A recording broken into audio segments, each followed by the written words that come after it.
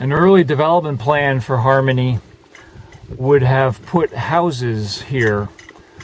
This is Lakeshore Park, and Lakeshore Park runs along the South Buck Lake shoreline. It's separated from the lake by this treed edge, which I mentioned was under conservation easement.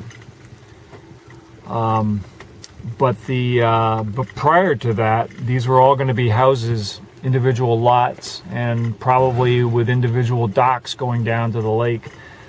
When the Lentzes came in and designed Harmony, that was changed. And this is also a 100-year flood zone of Buck Lake. It rarely floods. In fact, I haven't seen it flood, but it's technically part of the flood zone. So rather than fill it in or make other modifications to the ground to accommodate periodic flooding and protecting any houses from that flooding, the decision was simply to put it into a park that everybody could use. And if it did flood once in a while, it's a park. Who cares? As you can see in the immediate foreground, there's shade structures for gatherings, a little yellow gazebo there on the left, and beyond that are playgrounds that are covered and shielded from the sun. And this tree that's right directly in front of us here was an Arbor Day planting, an oak tree.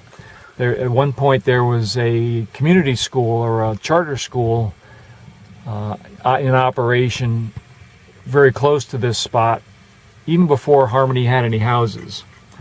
And it was operating, and for Arbor Day, I think in their first or second year, this tree in front of us was planted. It's obviously maybe a little smaller than the other ones, but that's because it was a donated tree.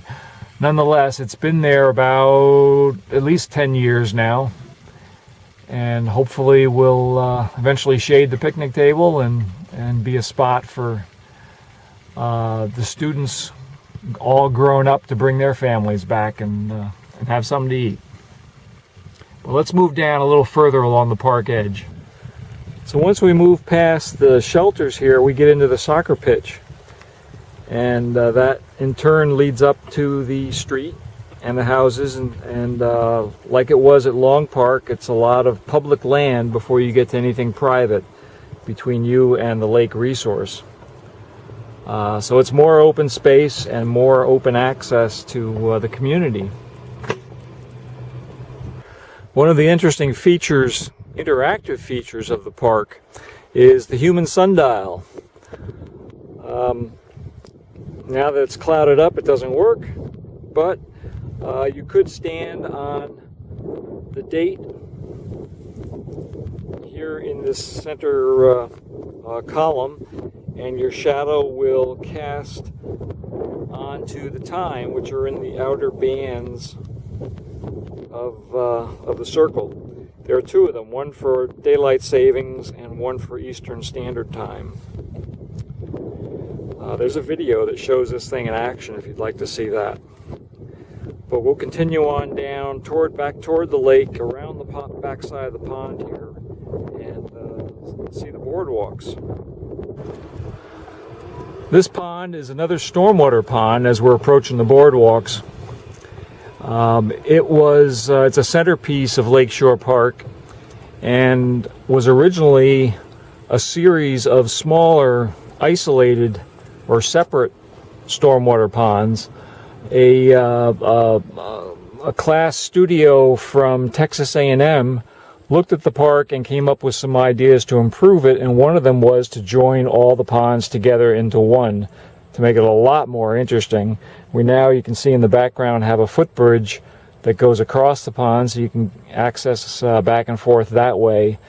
The shoreline has been vegetated with native plants. These were planted by the residents as part of a landscaping project. They have expanded greatly in it might be 10 years since they were first put in. But the lake this pond has really turned into a great feature for the community. And the studio from Texas A&M added things like the human sundial and some of the other features down here. But we're going to go right up here to the boardwalk and go down to the lake The boardwalk was put in just a couple years ago, and of course its intent is to get people down to the lake shore. You can see that the understory of the woods has been thinned out so that you can get a view of the lake from the street and the neighborhoods above. It was amazing that there were some people that lived here in Harmony didn't know that Buck Lake existed. So it was desirable then to thin out. You can see some areas that were not thinned in the background, how thick they were. But this was thinned in order to provide views through the trees and down to the lake. One of the little surprises along the boardwalk is a geocache. This is a little prize that is found by using the GPS on your phone or other device. And if you follow the clues, you will see this little black thing on the foot here. And if we lifted it up,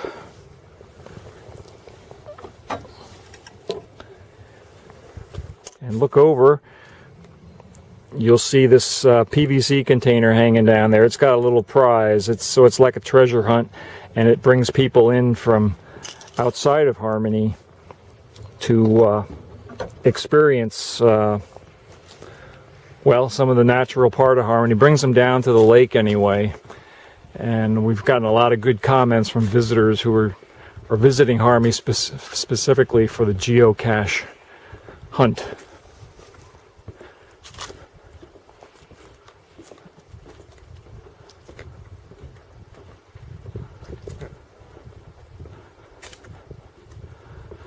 Boardwalk leads down to this little deck, which is right on the lake edge.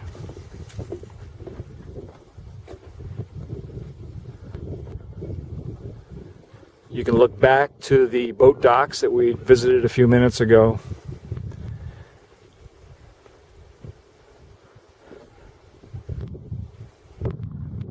There's this wonderful black gum tree that's right here standing in the water. It's got a gnarly old trunk that's just fun to visually explore while you're down here. And you can sit in the bench swing and just kind of relax and take it in. There's another boardwalk just around the bend here that does something similar. It's got a little deck as well. Yes, I think I will. And it's mainly for fishing. It allows some fishing access. It's a little bit longer than this one. This is just for kind of whiling away the afternoon and enjoying the view of Buck Lake.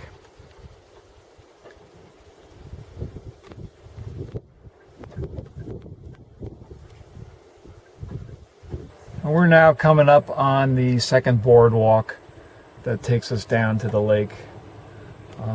We won't go down this one, but it provides an equally serene type of experience. You'll notice that both the boardwalks go straight down to the lake and not parallel to the shore. A little parallel wouldn't hurt, it'd provide more access, but we really didn't want to disrupt the entire shoreline with a boardwalk that went parallel to it, but instead tried to keep it in as natural a condition as we could. Coming up ahead of us is a structure that is a remnant from the original charter school, which was made out of portable buildings, but it had this portico that led into the main entrance of it all. When the school was removed in favor of the permanent elementary school, we had this structure left over, and it was converted into a bat tower. So this is the second bat house that we have on the property. Unfortunately, this one, which is very elaborate and intended to hold thousands and thousands of bats, has yet to see any move in. Can't explain it. There may just be too many natural areas nearby for nesting, but it still stands waiting, and it's been probably 8 years now waiting for the bats to move in here. We'll go across the footbridge and over to the other side of the pond. And in the background there, you can you can see the some recent houses that have been built, and then between there and the lake is a new neighborhood coming in. And between that neighborhood and the tree line will be a continuation of Lakeshore Park. So it really does stretch the whole length of the shoreline here on the south side of Buck Lake.